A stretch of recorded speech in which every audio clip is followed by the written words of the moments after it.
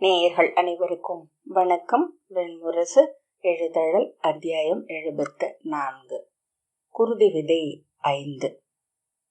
அவை முறைமைகள் தொடர்ந்து நிகழ்ந்து கொண்டிருக்க சதாநீகன் உடலில் எழுந்த சளிப்பசுவை உடனே எழுந்த எச்சரிக்கை உணர்வால் கட்டுப்படுத்தி மிக மெல்லிய கால் நகர்வாக அதை மாற்றிக்கொண்டான். ஆனால் அதை தன்னியல்பாகவே உணர்ந்த நிர்மித்ரன் அவ்வுணர்வை அறியாமல் பெருக்கிக் கொண்டு இரு கைகளையும் விரித்து உடலை நெளித்து சோம்பல் முறைத்தான். சதாநீகன் திரும்பி பார்க்க, இங்கு அவை நிகழ்வுகள் நெடுநேரம் நிகழும் போலும் என்றான். சதாநீகன், கைகளை தாழ்த்து என்று மெல்லிய குரலில் சொன்னான். அவன் கைகளை தாழ்த்தி பொறுத்தருள்க என்றான். சதாநீகன், நாம் நினைவறிந்த பின் பெரிய அரசவைகள் எதையும் பார்த்ததில்லை இளையோனே. அஸ்தினபுரியிலும் மகதத்திலும் கலிங்கத்திலும் புதியவைகள் இவ்வாறுதான் நிகழும். இங்கு யாதவ குலங்களின் தலைவர்கள் அனைவரும் அமர்ந்திருக்கிறார்கள். அனைவருக்கும் உரிய சடங்குகளை முழுமையாகவே செய்து முடிக்க வேண்டும். உரிய முறைமை சொற்கள் அவையில் உரைக்கப்பட்டாக வேண்டும் என்றான். நிர்மித்ரன் உடலை வளைத்து திரும்பி அவையை பார்த்த பின், ஆனால் இந்த குடித்தலைவர்கள் என்று உரக்க சொல்லத் தொடங்க, மெல்ல என்றான் சதாநீகன் குரலை மிக தாழ்த்தி. ஆனால் இந்த குடித்தலைவர்களும் இதே அவையில் தானே எப்போதும் இருந்து கொண்டிருக்கிறார்கள் என்றான். இல்லை, அவர்களில் பலர் இப்போதுதான் துவாரகையிலும் மதுவனத்திலும் இருந்து இங்கு வந்திருக்கிறார்கள். அவர்கள் இங்கேயே இருப்பவர்கள் என்றாலும் கூட அரச முறைமைகள் இதைவிட குறைய வாய்ப்பில்லை என்றான் சதாநீகன். எதற்கு இந்த நீண்ட சடங்குகள் என்றான் நிர்மித்ரன். அரசு என்பதே ஒரு சடங்குதான் என்று சொல்லி சதாநீகன் புன்னகைத்தான். அவன் புன்னகையை திரும்பி நோக்கிய நிர்மித்ரன், ஆம், பல தருணங்களில் எனக்கு தோன்றியதுண்டு, குடிகள் குலங்கள் அனைத்துமே ஒரு வகை சடங்குகள்தான் என்றான். சதாநீகன், அத்தனை சடங்குகளும் எப்போதோ உளப்பூர்வமாக நிகழ்ந்தவை, பின்னர் உட்கூறி செயல்பாடுகளாக மாறியவை என்றான். நிமித்திகன் வெள்ளிக்கோளுடன் அவை மேடையில் ஏற சதாநீகன் முகத்தை திருப்பாமல், எந்த உணர்வையும் காட்டாமல் அவையில் அமர்ந்திருக்க கற்றுக்கொள் என்றான். அவ்வாறுதான் நான் எண்ணினேன். ஆனால் சற்று நேரத்திலேயே என் உடலையும் முகத்தையும் மறந்து விடுகிறேன் என்றான் நிர்மித்ரன். உடலையும் முகத்தையும் மறந்தாலும் கூட அவை நாம் விரும்பிய வண்ணம் இருப்பதற்கு பயிற்றுவிக்கப்பட்டிருக்க வேண்டும். அரசு சூழ்தலின் முதல் நெறி அது. அதோ அக்ரூரர் அமர்ந்திருக்கிறார் பார். இந்த அவையில் நிகழ்வன எதற்கும் அவரிடம் எதிர்வினை இல்லை. ஆனால் இங்கு நிகழும் பெரும்பாலானவற்றை அவர்தான் நிகழ்த்துகிறார் என்பதை நாம் அனைவரும் அறிவோம் என்று சதாநீகன் சொன்னான். நிர்மித்ரன் ஆம் என்ற பின் பெருமூச்சு விட்டு, இன்று கனவில் நான் அவரை கண்டேன் என்றான். அவரையா என்று சதாநீகன் கேட்டான். ஆம், இப்போது அவரை பார்க்கையில்தான் கனவில் வந்தவர் அவர் என்று தெரிந்தது. நூற்றுக்கணக்கான குழந்தைகள் நுரை குமிழிகளாக ஒன்றோடொன்று ஒட்டி கொப்பளித்துக் கொண்டிருந்தன. அவர் உள்ளே நுழைந்ததும் குழந்தைகள் அவரை சுற்றி சூழ்ந்து கொண்டன. கைகளையும் ஆடைகளையும் பற்றி இழுத்தன. அவர் கண்களில் நீர் வழிய விம்மி அழுதபடி அவர்கள் நடுவே நின்றார் என்றான். நிமித்திகன் மதுராவின் அரசர்களின் குடிநீரையை சொல்லி வாழ்த்தி முடித்து தன் கொம்பை மும்முறை ஊதியதும் அவை எங்கும் ஒரு அசைவு அலை என சென்று மறைந்தது. பிறகு பேசுவோம் என்றான் சதாநீகன். நிமித்திகன் வெள்ளிக்கோலை தூக்கி மும்முறை ஆட்டி, அவையிரே, அறிக, தொல் புகழ் கொண்ட மதுராவின் யாதவ குடித்தலைவர் வசுதேவர் புகழ் வாழ்க. அரியணை அமர்ந்த பலராமர் வாழ்க. என்றுமழிய யாதவ குடியின் தலைவர்கள் அமர்ந்திருக்கும் இந்த அவை வாழ்க என்றான். வாழ்க வாழ்க என அவை முழக்கமிட்டது. அவன் வெள்ளி கோலை தூக்கி, இவ்வவையில் இன்று உபப்ளாவியத்தின் அரசரும் குருகுல தோன்றலும் பாண்டவர்களில் முதல்வருமாகிய யுதிஷ்டரின் செய்தியுடன் அவரது இளையோன் அர்ஜுனன் அவை புகுந்திருக்கிறார். அவரை பேரரசரின் சொல்லும் அரசரின் செங்கோலும் வாழ்த்தி வரவேற்கின்றன. இத்தருணம் நிறைவுறுக. நம் குடிகள் இதை என்றும் நினைவில் கொள்க. இரு குடிக்கும் நன்மை பயப்பதே இங்கு எழும் சொற்களில் விளைக. ஆம், அவ்வாறே ஆகுக என்று கூறி வெள்ளிக்கோலை சுழற்றி தலை வணங்கினான்.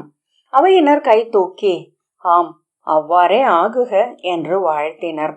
வசுதேவர் அர்ஜுனனிடம், பாண்டவரே, தங்களுடைய தூது சொல் என்னவென்பதை இவ்வவையில் உரைக்கலாம் என்றார்.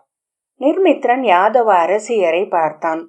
வசுதேவருக்கு இடப்பக்கம் தேவகியும் அவள் அருகே ரோஹிணியும் அமர்ந்திருந்தனர். பலராமரின் அருகே அரசி ரேவதி அமர்ந்திருந்தாள். திரும்பி சதாநீகனிடம், இங்கு பேரவையில் அரசியர் அமரும் வழக்கம் உண்டா என்றான். சதாநீகன், எங்கும் அரசியர் அமர்வதுண்டு. சில தொன்மையான சத்திரிய குடிகளில் வெண்பட்டு திரைக்கு அப்பால் அவர்களை அமர்த்துவது வழக்கம் என்றான். யாதவர் பெண் வழி குடிமரபு கொண்டவர்கள். அரசியரின் சொல் அவைகளை ஆழ்வது. அர்ஜுனன் கை கூப்பி அஸ்தினபுரியின் கொடி வழியை சொல்லி யுதிஷ்டரை வாழ்த்தினான். தந்தையின் தூதை அறிய அவர்கள் ஆர்வம் கொண்டிருக்கிறார்கள் என்று நிர்மித்ரன் சொல்லி, ஆனால் என்ன நிகழ்கிறது என்பதை அரசர் அறிவது போல தெரியவில்லை என்றான். சதாநீகன் பலராமரை பார்த்தான். தோள்கள் தசை புடைத்து விரிந்திருக்க கைகளை மார்பில் கட்டியபடி, காலால் அரியணையின் கீழ் இருந்த பட்டு விரிப்பின் நூல் ஒன்றை எறிடியபடி அவர் அமர்ந்திருந்தார். எதையோ ஆழ்ந்து எண்ணுபவர் போல தோன்றினாலும் அந்த நூலை தன் கட்டை விரலால் பற்றி இழுத்து எடுப்பதை மட்டுமே அவர் உள்ளம் கொண்டிருக்கிறார் என்பதை உணர்ந்த சதாநீகன் புன்னகைத்தான். அர்ஜுனன் யாதவ அவையை நோக்கி தலை வணங்கி, இந்த அவையில் எனது மைந்தன் உரைத்ததற்கு அப்பால் நான் உரைப்பதற்கு எதுவும் இல்லை.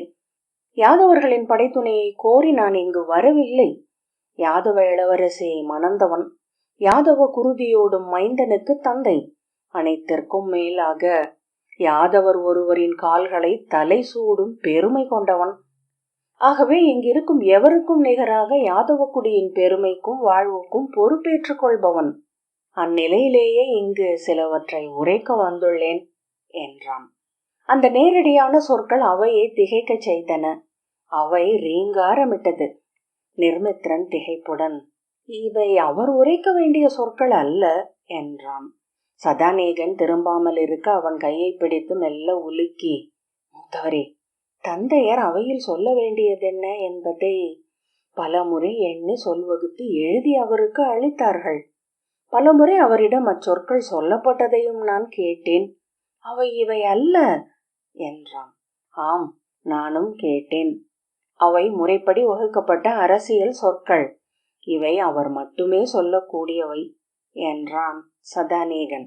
நிர்மித்ரன், அவர் சினம் கொண்டிருக்கிறாரா என்றான். சதாநீகன், அவர் சொற்களை கேள் அர்ஜுனன். நாங்கள் எங்கள் நிலத்தின் பொருட்டு படை கொண்டு எழுந்திருக்கிறோம் என்பது உண்மை. ஆனால் உலகறிந்த உண்மைக்கு அடியில் எங்கள் உளமறிந்த உண்மை ஒன்றுண்டு. இங்குள்ள எதற்காகவும் அல்ல, விண்ணுள சொல் ஒன்றுக்காகவே நாங்கள் படைமுகம் நின்றிருக்கிறோம். அச்சொல்லை உளம் தொட்டறிந்து எங்களுக்கு உரைத்தவர் இளைய யாதவர். தோழரும் தலைவரும் நல்லாசிரியரும் இறைவனும் ஆகியவர். இப்போர் மானுடத்தின் முன் அவர் ஏந்தி நின்றிருக்கும் நாராயண வேதத்தின் பொருட்டே என்று உணர்க. பிரிதெதற்காகவும் அல்ல. இங்கு போர் எழும், அதை எவரும் கடக்கவியலாது என அர்ஜுனன் எழாத குரலில் எவரையும் நோக்கா விழிகளுடன் அவனிலூடாக ஒலிக்கும் பிரிதொன்றின் மொழி என சொன்னான். இங்கு வீழும் ஒவ்வொரு துளி குருதியும் அந்த அழியா சொல் கொள்ளும் பலியே ஆகும். தனக்குரிய புத்துலகை படைக்க அது மேழி படைக்கலம் ஏந்தி மண்ணை புரட்டவிருக்கிறதென்றால் அதுவும் நல்லுழை. அறிக, வெல்வது இதுவே. இப்புவியில் படைக்கலம் கொண்டு எழுந்து நிற்கும் ஆற்றல் கொண்ட அனைவரும் எதிர்த்து நின்றாலும் கூட அது வெல்லும். மாமலைகளும் பெருங்கடல்களும் வழி மறித்தாலும் பிளந்து வழி கண்டு செல்லும். ஐயமின்றி உணர்க, மானுடம் உள்ளவரை அது வாழும். எளியவர்களே, அதன் பொருட்டு இன்றிலிருந்து நாளை மாய்ந்து மறுநாள் மறக்கப்படவிருக்கும் எளிய மானுடரிடம் படைத்துணை கோரி வந்திருக்கிறேன் என்று எவரும் எண்ண வேண்டியதில்லை. சுழி பெரும் புயலில் எழுந்து பறக்கும் சிறு சருகு என்றே என்னையும் உணர்கிறேன். ஆயினும் மலைகளை அரைந்து உடைத்து சிதறடிக்கும் வல்லமையை கொண்டுள்ளேன். இப்போர் முடிக்க நான் ஒருவனே போதும். துணை நிற்க மானுடர் வெல்ல முடியாத தொல்குரங்கின் கதை படைக்கலமும் உள்ளது. நான் அறியாதனவும் அறிந்து என்னை ஏந்தி மண் நிகழ்ந்துள்ள காண்டீபம் தன் வினை முடிக்கும் என்று அறிக என்றான் அர்ஜுனன். நான் வந்திருப்பது என் பொருட்டோ என் குலத்தின் பொருட்டோ அல்ல, என்னை ஆளும் தெய்வத்தின் பொருட்டும் அல்ல, உங்கள் பொருட்டே. நலம் நாடும் குரல் இது. யாதவரே, உங்கள் குடிகளுக்கு வேறு வழி என ஒன்றும் இல்லை. அடிபணியுங்கள், உடன் சென்று நில்லுங்கள், உங்கள் குடி காத்து கொள்ளுங்கள். அவருக்கு எதிர் நிற்பீர்களே ஆனால் உங்களை முற்றழிக்க படையாழி வேண்டியதில்லை. விழியோர நோக்கொன்றே போதும் என்று உணர்க. கை தூக்கி விழி அவையில் ஒவ்வொருவரையும் கூர்ந்து நோக்க அர்ஜுனன் உரத்த குரலில் சொன்னான். வேண்டுதல் அல்ல இது, எச்சரிக்கை. வாழ வேண்டுமெனில் பிரிதொரு வழி இல்லை. தெய்வ பகை கொள்ள வேண்டியதில்லை. கேளுங்கள் யாதவர்களே, இந்நகரில் மதுராவில் பைங்குழவியரின் குருதி விழுந்த வரலாறு ஒன்று உண்டு. உங்கள் குடியில் தெய்வம் எழுந்தது என்றாலும் அப்பழி மறைவதில்லை. மானுடர் நாவில் சொல் உள்ளவரை அப்பழியும் தொடரும் என்று உணர்க. இன்று சொல் முதல்வனை துறந்து மறுபக்கம் செல்ல உங்களுக்கு தோன்றியதே கூட அப்பழியின் பொருட்டு வஞ்சம் கொண்டு வான் நிறைந்துள்ள உங்கள் மூதாதையரின் விளைவுப்படியே. உங்கள் குல தெய்வங்கள் நிறைந்துள்ளன இந்நகரில். கண்ணீர் வற்றாத அன்னையரின் குரல்களும் ஊடு கலந்துள்ளன.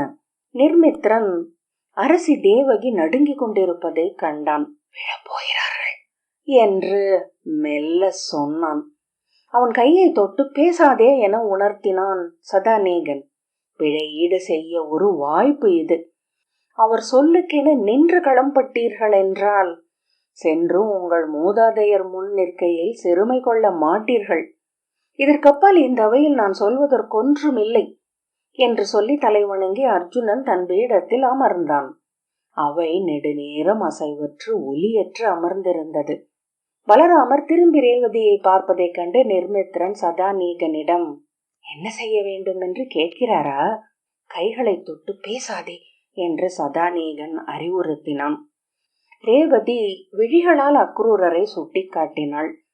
பலராமர் அக்ரூரரை திரும்பி நோக்க அவர் கையை தொட்டு அவள் அசையாமல் இருக்கும்படி சொல்வதை உதடசைவாகவே காண முடிந்தது.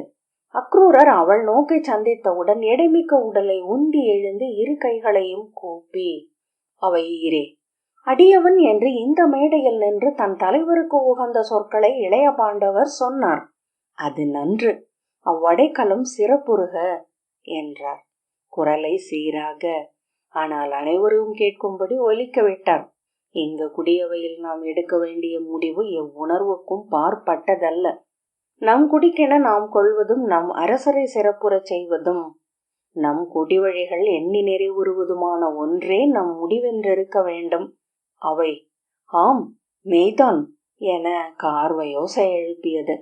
ஆம், இந்நகரில் இளம் குழவியர் குருதி துளி விழுந்துள்ளது.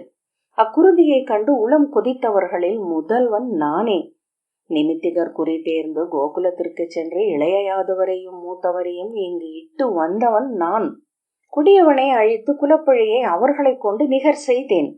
அந்நாள் முதல் இந்நாள் வரை நம் குடியினர் அனைவரும் அந்நீத்தோர் அனைவருக்கும் எள்ளும் நீரும் இறைத்து விழி நேருடன் சொல்ல அளித்து வருகிறோம் என்றார் அக்ரூரர். ஆம் என்று அவை முழங்கியது. அவர்களின் பொருட்டு விழிநீர் சிந்தாத ஒருவர் கூட இங்கில்லை. நாளை நம் கொடி வழியினரும் அவர்களுக்காக எள்ளும் நீரும் இறைக்க வேண்டும். நாம் அரசு சூழ்வது அதன் பொருட்டே. ஆம், நீத்தோர் நமக்கு முதன்மையானவர்களே. ஆனால் நிகராகவே வரவிருப்போரிடமும் நமக்கு கடன் உண்டு. நமது குடி நம்பிக்கையின்படி அன்று நிறையாமல் நீத்தோரே மீண்டும் மீண்டும் கால மடிப்புகளில் நம் பெண்டிர் கருவில் எழவிருக்கிறார்கள். நீத்தோருக்கான கடனையே நாம் வாழ்வதினூடாக வரவிருப்போருக்கு அளிக்கிறோம். அக்ரூரர் குரல் எழுப்பினார். நாம் அவர்களுக்கு அளிக்க வேண்டியது தொல்புகழ் மதுராவின் பெருமையை, நம் குடியினரின் நல்வாழ்வை, முறையென பெருகி பரவும் ஆணிரை கூட்டத்தை, ஏதென்று அறியாத மாய சொல்லொன்றின் பொருட்டு களம் நின்று குருதி கொடுத்து நாம் முற்றழித்தோமெனில் வாழ்ந்து நிறையாது வான் சென்று மீண்டும் பிறக்க எண்ணி அவ்வெளியில் காத்து நின்றிருக்கும் நமது குடிமைந்தருக்கு என்ன மறுமொழி சொன்னவர்களாவோம்? அரசிழந்து மீண்டும் கானகங்களில் கன்றோட்டும் குடிகளானோம் என்றால், வர்க்கடமும் காட்டெறியும் நம் குழவியரை பலி கொள்ளும் என்றால் நம்மை விட கீழோர் உண்டா? யாதவரே, நம் இல்லங்கள் செழிப்பதும் அன்னையர் கரு நிறைவதும் வீணுக்கு இறந்து வீண் சென்ற அவர்களுக்கு நாம் இன்று அளிக்கும் கொடை. அதன் பொருட்டே இங்கு அம்முடிவு எடுக்கப்பட்டது. நாம் அஸ்தினபுரியுடன் உறுதி கொண்டு நிற்பதாக சொல்லளித்திருக்கிறோம். எண்ணி சூழ்ந்து என் திசையும் தெளிந்த பின்னர் எடுக்கப்பட்ட முடிவு அது. ஏனெனில் நம்மை நிகர் அரசென அவை அமர்த்தும் சத்திரிய அவை அது ஒன்றே. நாளை நம் குடிகள் மணிமுடி சூடி சென்று அமர்வார்கள். நம் மைந்தர் மனம் கொண்ட அரசு அஸ்தினபுரி என்பதை மறக்க வேண்டாம். அக்ரூரர் அவர்களை மாறி மாறி நோக்கி கூர்கொண்ட குரலில் தொடர்ந்தார். இன்று வரை நிலம் வென்று முடிசூடி அமர்ந்த 4ஆம் வருணத்தவர் என்றே யாதவர் அறியப்பட்டிருக்கிறார்கள். இப்போருக்கு பின் நாம் சத்திரியர் என்று ஆவோம்.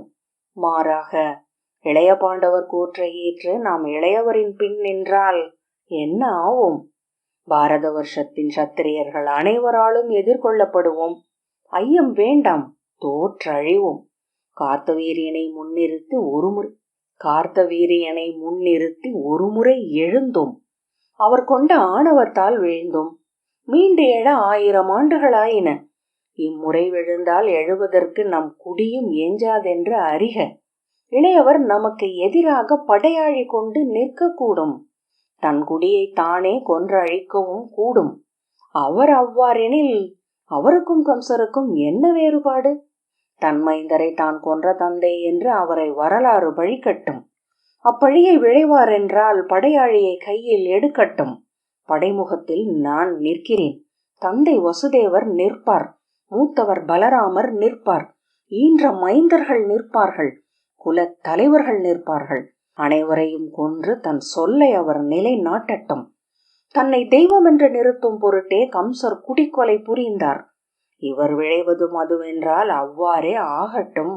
அர்ஜுனனிடம் திரும்பி, பாண்டவரே, நீங்கள் பேச வேண்டியது எம்மிடம் அல்ல. சென்று உன் தோழரிடம் சொல்க. இளையவர் நீடுபழியை தேடுகிறாரா, அன்றே குலத்தோடொத்து புகழ் கொள்கிறாரா என்ற பின் கை கூப்பி அக்ரூரர் அமர்ந்தார். அவை ஓசையின்றி அமர்ந்திருந்தது. பின்னர் ஒருவர் உரத்த குரலில், ஆம், சென்று அவரிடம் கேட்கட்டும் பாண்டவர். எங்களை கொல்வார் என்றால் அதுவே நிகழ்க என்று கூவினார். அவை கலைந்து முழங்க தொடங்கியது. நிர்மித்ரன், மூதரசி விழுந்து விட்டார். கலைந்து கூச்சலிட்ட அவை அதை அறியவில்லை. பீடத்தில் தளர்ந்து சரிந்த தேவகியை மெல்ல தூக்கி கொண்டு சென்றனர் சேடியர். அதை பிந்தி உணர்ந்த அவை ஓசை அடங்கியது. கிருதவர்மன் கைகளை தூக்கியபடி எழுந்து, இந்த அவையில் மூத்தவரின் தாழ்பணியும் யாதவ அரசன் என்று நின்று ஒன்றே சொல்ல விரும்புகிறேன். வெல்ல முடியாதவர் அல்ல இளைய யாதவர். அவரை எதிர்த்து எனக்கென்று ஒரு நாடும் முடியும் கொண்டு நான் நின்றிருக்கிறேன் என்பதை எவரும் அறிவர்.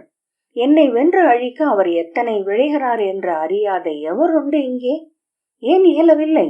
தோல்வலியும் துணைவலியும் கொண்டவனை அவர் அணுக முடியாது. அவை கிருதவர்மனை வாழ்த்தி கூச்சலிட்டது. என்றேனும் களம் நின்றால் முதலில் எனக்காக அப்படையாளி எழும் என்று அறிவேன். அவ்வஞ்சனத்தை நானும் கொண்டுள்ளேன். ஒரு நாள் நானும் அவரை எதிர்கொள்வேன். யாதவரே, வீரம் எவருக்கும் தனி சொத்து அல்ல. படையாழி ஏந்தவும் படைமுகம் நின்று போரிடவும் நானும் அறிவேன். அதையே இளைய பாண்டவரிடமும் சொல்ல விரும்புகிறேன்.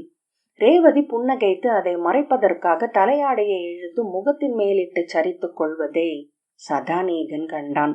நிர்மித்திரன் புன்னகைக்கிறார்.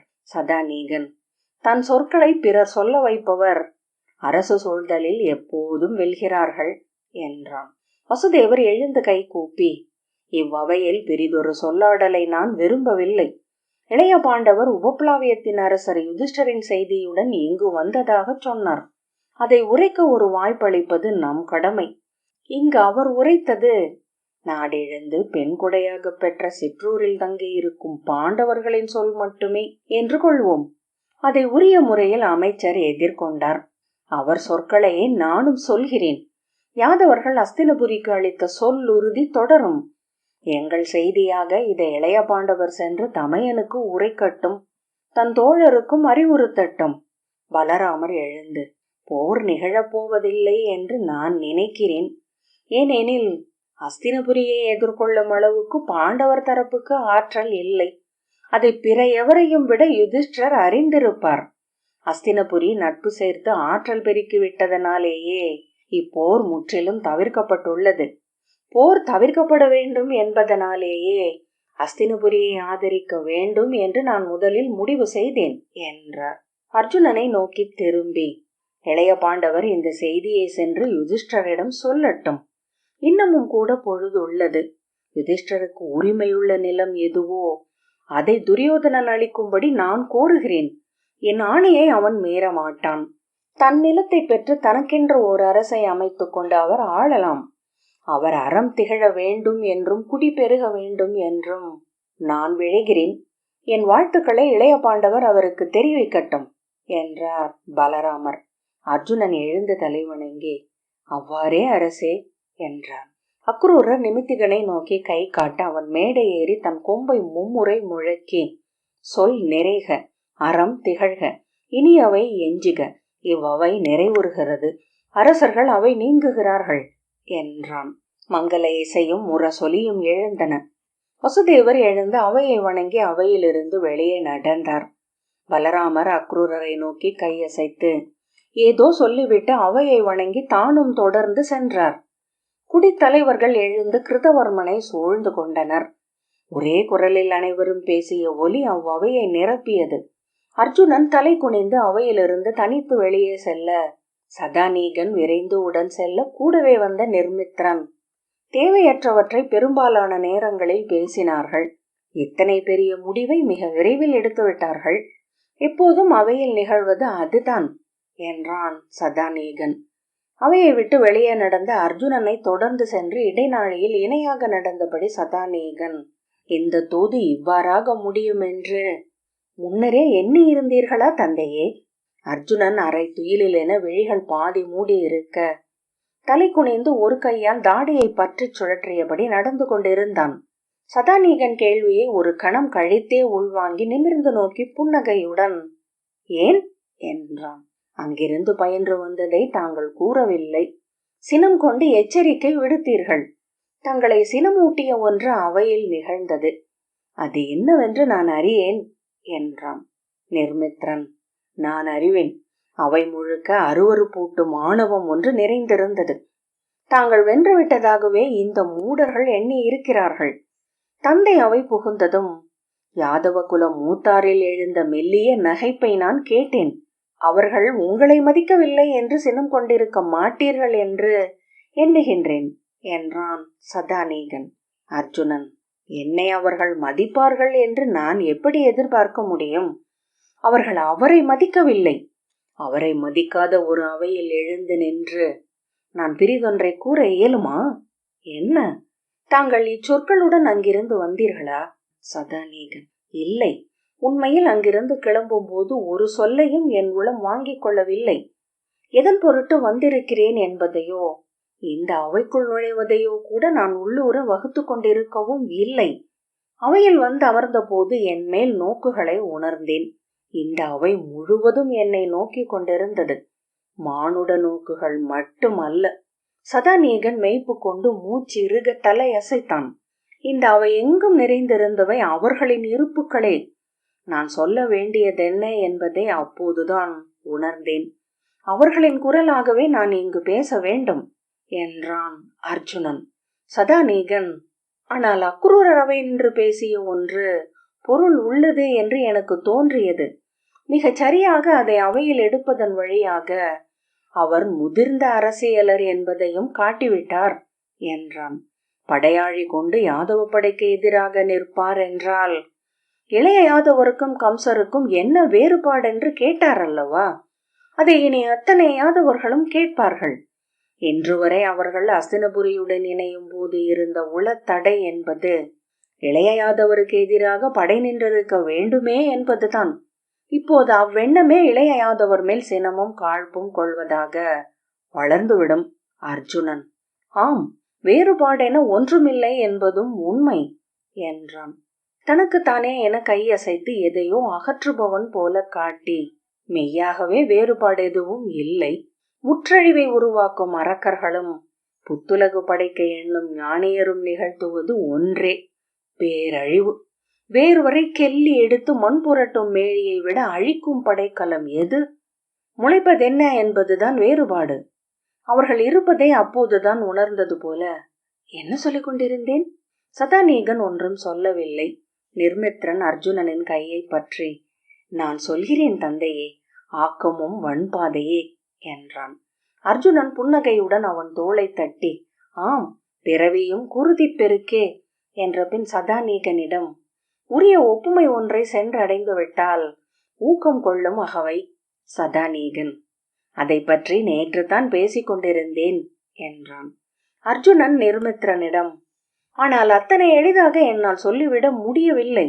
ஒவ்வொரு காலடியிலும் நின்று தயங்குகிறேன். உண்மையில் நீ அதை சொன்ன போது ஆம் என்று என்னுள் ஒரு ஒலி எழுந்தது. உன்னை ஆசிரியனாக கொண்டு நீ சொன்ன அவ்வரியை நம்பி ஆறுதல் கொள்ள என் உள்ளம் விழைகிறது. நிர்மித்ரன் அவன் விழிகளில் இருந்த துயரை கண்டு புரியாமல் மூத்தவனை நோக்கிவிட்டு, நீங்கள் சொன்னதுதான் தந்தையே. ஆம், ஆனால் நான் அத்தனை ஆழ்ந்து அதை சொல்லவில்லை என்றான் அர்ஜுனன். சதாநீகன், நமது வருகை தோற்றுவிட்டது என்றுதானே பொருள். நாம் என்ன செய்ய போகிறோம்? கிளம்புகிறோமா என்றான். அர்ஜுனன், நாம் இளைய யாதவரை பார்க்க வந்தோம். அவர் எங்கிருக்கிறார் என்று அறிவது வரை இங்கிருப்பது நன்று என்றான். அவர் இங்கு வரக்கூடும் என்றுதான் எனக்கு தோன்றுகிறது என்றான் சதாநீகன். அர்ஜுனன், அவர் இங்கு வர மாட்டார். நாம் இந்த நகரத்தில் காணும் அனைத்தையும் அவர் ஒவ்வொரு முறையும் கண்டிருப்பார். அவர் எங்கிருக்கிறார் என்று தங்களுக்கு தெரியுமா என்றான் சதாநீகன். தெரியாது, ஆனால் ஓரிரு நாட்களில் அவரை சந்திப்பேன் என்பது மட்டும் உறுதி. அவரே அழைப்பார் என்றான் அர்ஜுனன். நான் வந்த தூது வென்றுவிட்டதென்றே சொல்வேன். நான் சொன்னவை அனைத்தும் ஒருவர் செவிக்காக மட்டுமே. சதாநீகன் ஆம் என்றான். நிர்மித்ரன் மீண்டும் அர்ஜுனன் கையை பிடித்து உலுக்கி, நான் சொல்கிறேன் தந்தையே. மூதரசி தேவகி அவையில் இருந்தார். தங்கள் சொல் கேட்டு அவர் அதிர்வதை நான் பார்த்தேன். தலையிலிருந்து குழலாடை நழுவி தோளில் விழ அதை எடுத்து திரும்ப அமைத்த போது அவர் விரல்கள் அதிர்ந்து கொண்டிருந்தன. அவர் மயங்கி விழுந்தார். அர்ஜுனன் ஆம் என்றான். இன்று மாலை விருந்து நிகழ்கிறது. அது நாம் இங்கு வந்த தூதுப்பணியின் நிறைவு நிகழ்வு என்ற பின், வருக, சற்று ஓய்வெடுத்து மீண்டும் அரண்மனைக்கே வரவேண்டியிருக்கும். எழுதடல் 74வது அத்தியாயம் இத்துடன் நிறைவு பெற்றது. நன்றி.